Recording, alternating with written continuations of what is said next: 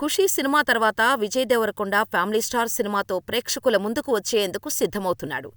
గతంలో గీత గోవిందం లాంటి block buster hit అందించిన పరశురామ్ దర్శకత్వంలో ఈ సినిమా తెరకెక్కింది.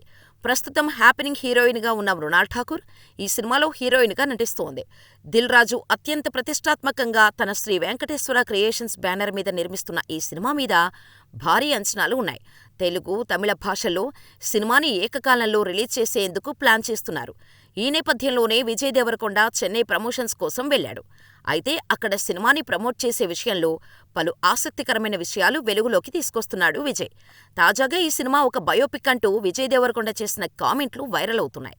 తాజాగా చెన్నైలో మీడియాతో మాట్లాడుతూ విజయ్ దేవరకొండ ఫ్యామిలీ స్టార్ ప్రతి ఒక్కరికీ నచ్చే సినిమా అని, ఇలాంటి కథలో భాగం కావటం తన అదృష్టంగా భావిస్తున్నానని తెలిపారు.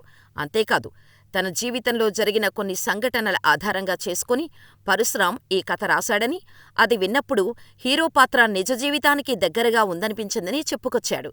ఒక రకంగా ఇది పరశురామ్ బయోపిక్ అని విజయ్ దేవరకొండ చెప్పినట్టు అయింది.